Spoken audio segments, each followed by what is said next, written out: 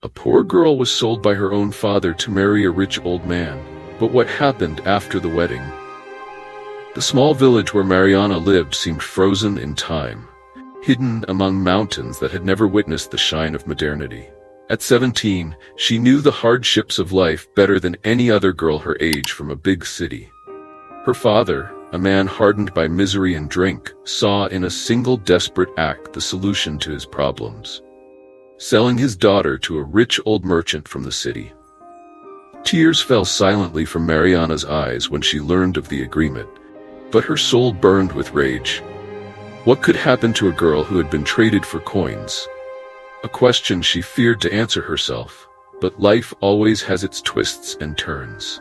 The despair grew even greater upon learning that the man was Roberto, a man known for being very rude to the less fortunate, who routinely mistreated his employees and even the girls from the local brothel, who feared his presence. On the day the employees of Roberto came to fetch Mariana, who took with her only a few rags she called clothes, she walked slowly, the weight of her father's words echoing in her mind. "He will give you a better life," they told her, as if the golden prison that awaited her could heal the wounds that had already marked her heart. The man who now owned her, Roberto Valente, was known for his fortune, but also for his bitter temperament.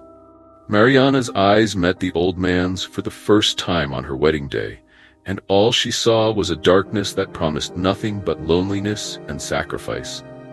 On the first night, Mariana retreated to the large bedroom of the mansion, feeling like a stranger in a world that did not belong to her. Roberto, on the other hand, seemed cold and indifferent to what she might be feeling. The young girl, in a drop of hope, wondered if he would at least have pity and would not force her to consummate the marriage with a man much older than she had just met and still drunk from the wedding celebration. Unfortunately, her only hope fled when Roberto entered the large room, saying, "Where are you, little girl?" drooling as if he were a hungry wolf, smelling of drink and cigarettes, with sweat dripping down his face. The more Mariana backed away, the more he seemed to crave her. Despite being drunk, he was strong and with one arm immobilized Mariana. With the other hand, he tore off her underwear, and like a knife thrust, he penetrated her, in a groan of extreme satisfaction. Beyond Mariana's physical pain, there was the pain in her soul, the most unbearable violence of her existence, and even in the face of so much suffering, in that insufferable motion of Roberto, she wondered, "Why am I going through this? What did I do wrong to deserve this life?"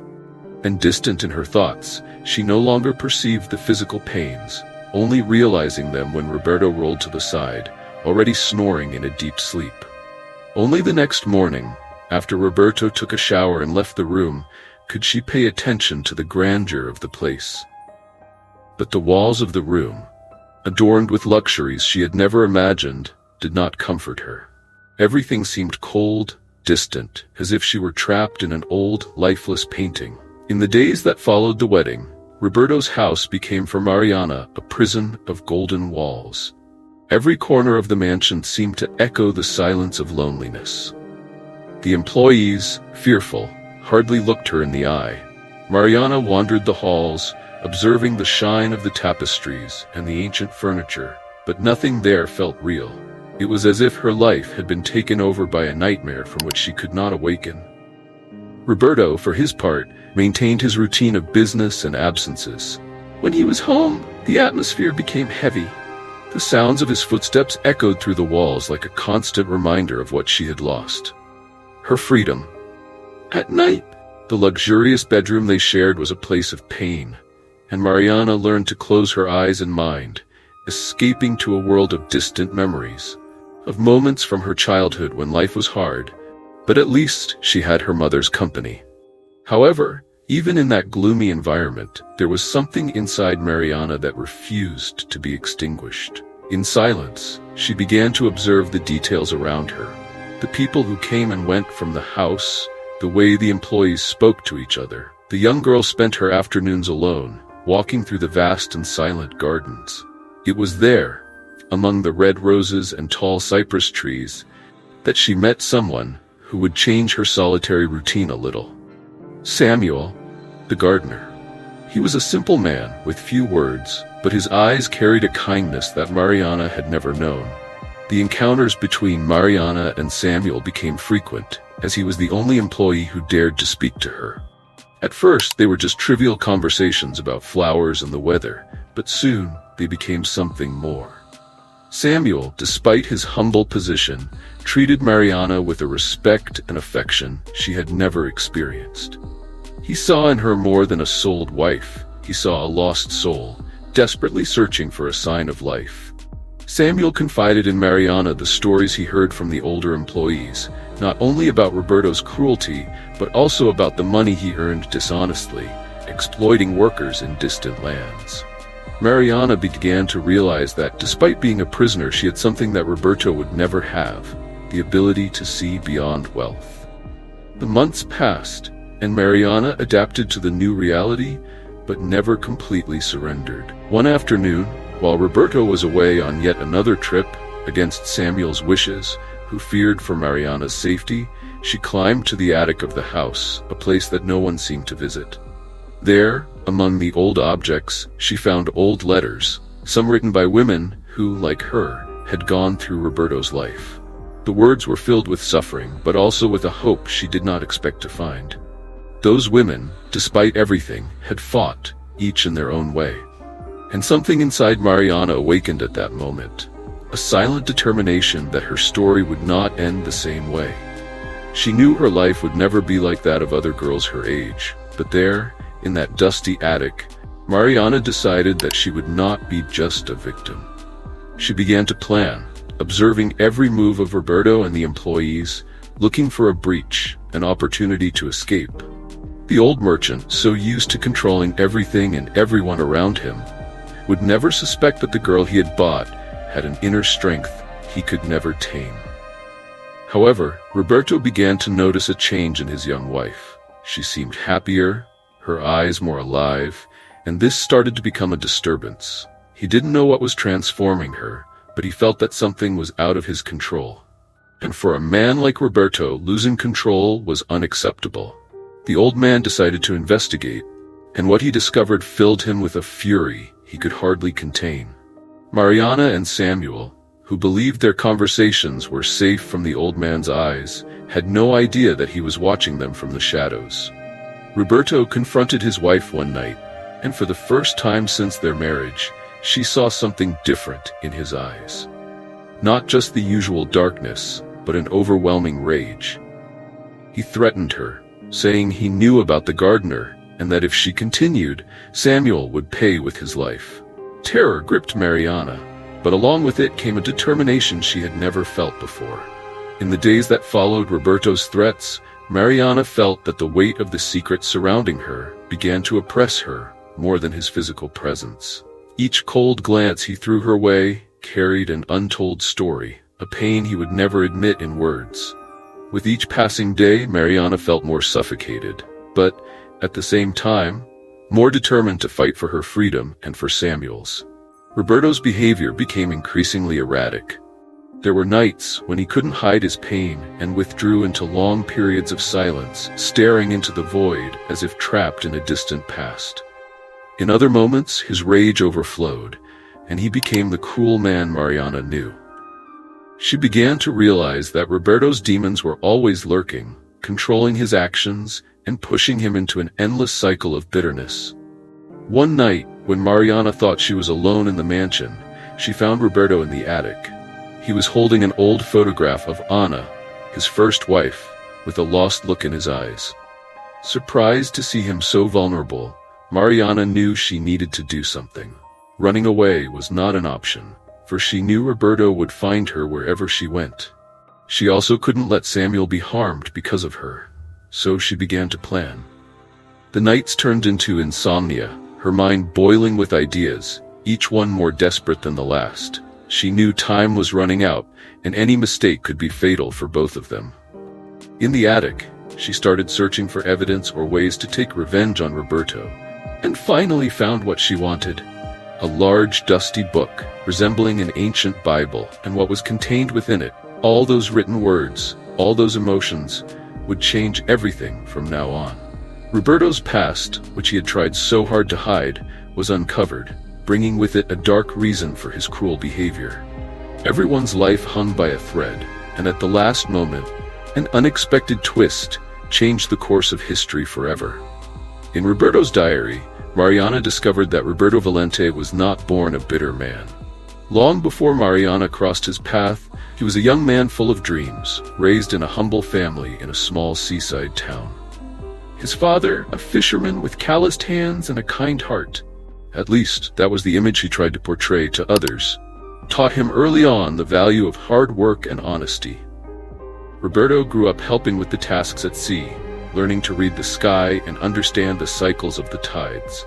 Those were simple times, but filled with hope. At 20, Roberto fell madly in love with Anna, a young teacher who had come to town to teach at the local small school.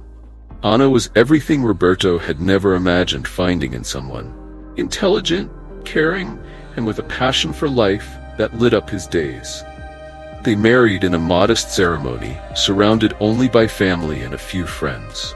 It was the beginning of a life he believed to be perfect, but one that fate would soon destroy. When Anna became pregnant with their first child, Roberto was determined to provide her and the baby with a better life. It was then that he decided to risk everything he had in a fish export business. At first, the venture thrived, and the small family began to envision a more comfortable future. However, a series of misfortunes caused everything to crumble. A storm destroyed much of Roberto's fleet of boats, along with a large part of his investment. But the worst was yet to come. Anna, who had always been the rock of his life, suddenly fell ill during the second trimester of her pregnancy. The town's doctors couldn't understand what was afflicting her, and within months, Roberto watched her waste away, losing her vibrant energy until, on a cold dawn, she passed away along with the child she carried. Roberto was left alone, devastated by a pain that had no end. He had lost everything: his wife, his child, and the dreams of a life that would never come to be. The man who remained after these tragedies was no longer the same. Roberto became a bitter being, consumed by a sense of guilt and helplessness that never left him. He withdrew from everyone, taking refuge in the coldness of business. Determined never to suffer again, he built walls around himself, trading the kindness he once had for the rigidity he believed was necessary for survival. The years passed, and the wealth he accumulated became his only companion. It was in this state of mind that he met Mariana when he was already an old man, with a soul hardened by decades of unresolved pain. The sight of the young woman, full of life and beauty, awoke in Roberto feelings he thought were dead. But instead of love or tenderness, what emerged was the fear of losing again. He knew she would never truly love him, and that terrified him. Thus he tried to imprison her in a cold relationship, attempting to control the only fragment of light that had entered his life since losing Anna. Roberto couldn't accept that Mariana could be happy without him, for that would reopen the wounds of the past. His obsession with control was, in fact, a reflection of his inability to deal with old pain.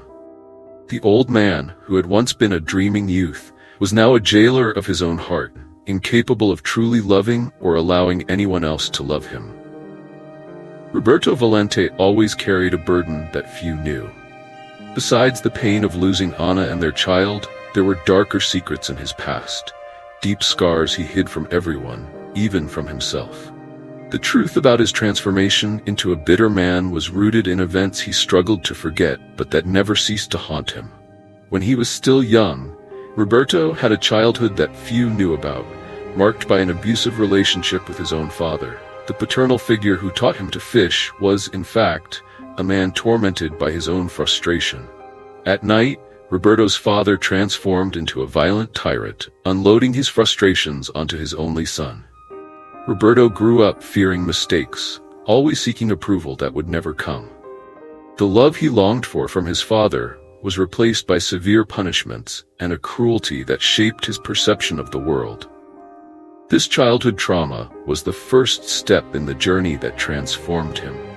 Roberto vowed that he would never be weak, that he would never depend emotionally on anyone, for he believed that vulnerability was the sure path to pain. He buried those memories, swearing that he would never allow anyone to hurt him the same way his father had done. This oath, however, led him to shut himself off from love until he met Anna, who made him see life with new perspectives and hope. However, another secret that Roberto kept was even darker and related to Anna's death. During the months she was ill, Roberto, desperate to save his wife and child, resorted to unconventional methods. He sought out a local healer, a man who promised to save Anna's life in exchange for something precious. Roberto, blinded by pain and hope, accepted without question. Anna's life, however, was not saved, and the healer disappeared shortly after her death. Yet Roberto believed that the healer had left a mark, a curse on his soul. From that moment on, everything he touched was destined to rot, emotionally and spiritually. He came to believe that he was condemned, that any happiness he tried to attain would be destroyed. This belief led him to distance himself from any possibility of redemption, convinced that his fate was to bring pain to those he loved. These experiences shaped Roberto's relationship with Mariana.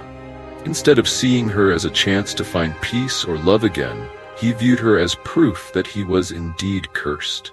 His obsession with controlling her, keeping her by his side at any cost, was his desperate attempt to prevent her from following the same fate as Anna. Roberto believed that if he ended up falling in love with Mariana, or even if he were good and affectionate towards her and she fell in love with him, his fate would lead her away due to the curse he carried, just like everything else he had loved. The bitterness that seeped through each of his actions was, in fact, a shield against a deep and overwhelming fear, the fear of being the cause of another innocent person's ruin. He convinced himself that he was doing what was best for Mariana by keeping her trapped, believing that pain and solitude were the price she needed to pay to keep her safe. However, this distorted logic only pushed him further away from redemption, feeding the cycle of suffering that had been dragging on since his childhood. It was on a stormy night that Mariana decided she could no longer continue living that way. Roberto's threats, the weight of the oppressive house, and the constant surveillance suffocated her. Mariana knew she needed to confront him. When she found him in the grand hall of the mansion, where he was drinking alone, she summoned her courage and revealed what she had discovered. Silence filled the room. Roberto, stunned, held the glass so tightly that his fingers turned white. He never imagined that Mariana would uncover the deepest and darkest secrets of his life, those he had tried to bury in every possible way. "You don't understand," Roberto began, his voice trembling, trying to find a justification for his actions. "I did this to protect you. I didn't want you to become another victim." Mariana, however, did not let his words shake her. "Protect me? You think keeping me trapped, treating me like a possession, is protection? You are not saving me, Roberto. You are destroying me, just like you destroyed yourself." Mariana's words were like a blow, and Roberto stumbled back as if he had been struck physically. He tried to argue, but the words wouldn't come.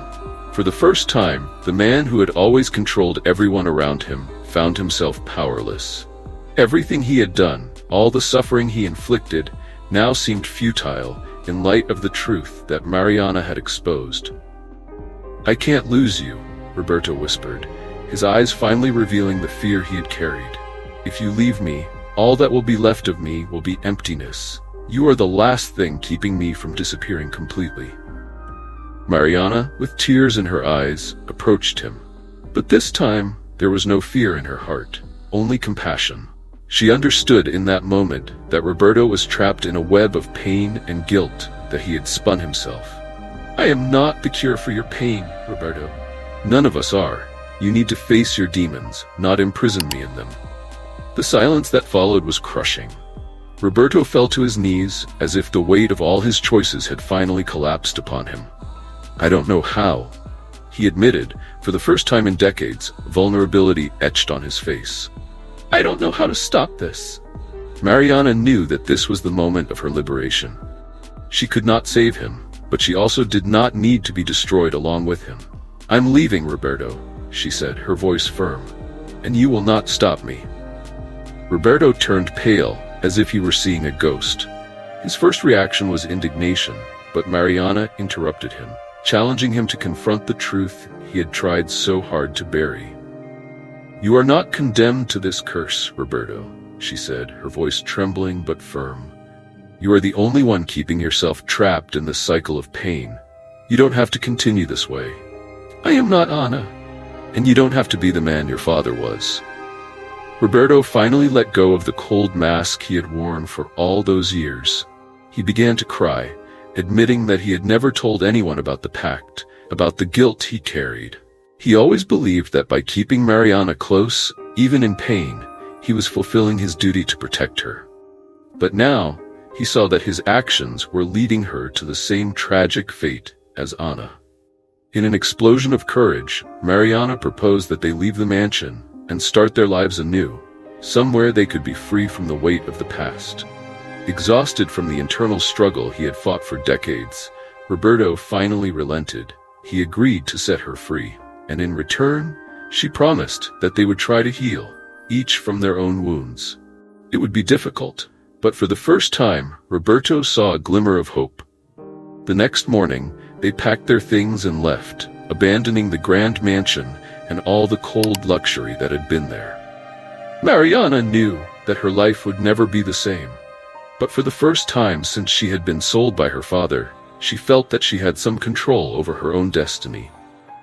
Samuel, the gardener, watched from a distance as they departed, feeling a mix of sadness and relief.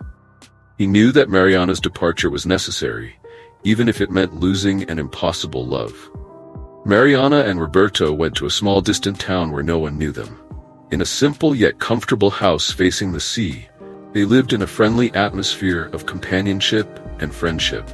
Roberto never touched Mariana again, as he now saw her with different eyes. Despite their friendship, the shadows of the past would still haunt them from time to time. The path to healing was long and arduous, but they both dedicated themselves to rebuilding their lives in a way that honored the memories of the past without allowing them to imprison them. Mariana decided to open a local business, a small grocery store, which meant that people didn't have to go far for their shopping. Over time, the business thrived, and Mariana became a reference as an entrepreneur in the small town, opening several branches in nearby cities, providing jobs to many people, which brought evolution to society and economic growth. Roberto, with years of knowledge, helped her manage the business and now felt useful, without needing to humiliate or trample over anyone. After some time, Mariana felt the urge in her heart to know about her father, if he was still alive, given the life she led. So, one beautiful day, she went with Roberto to the house where her father had sold her on that sad day. Arriving at the wooden gate, she saw that little had changed since the day she left home.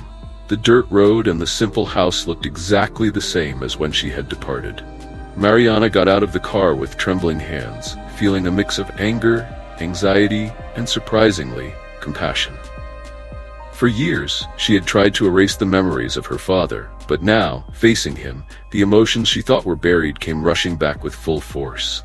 Agenor, the man who had sold her, seemed a shadow of himself. The straw cigarette stuck between his lips, his sunken, tired eyes, and his thin body showed the effects of a hard life.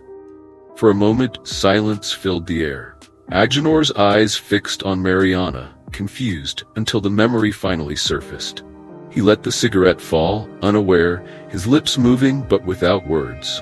Mariana took a deep breath, searching for the strength she had cultivated over the years. The young woman he had sold out of desperation was no longer the same. "What are you doing here?" Agenor finally managed to say, his voice hoarse and filled with uncertainty. Mariana wasn't quite sure what she expected from this reunion. For years she had imagined this moment, yelling at him, demanding answers, or simply turning her back and walking away without saying anything. But now, facing the man who had abandoned her, she realized that none of that would bring relief. "I needed to see you," she said, her voice firm but laden with emotions she could barely control. "I needed to understand why."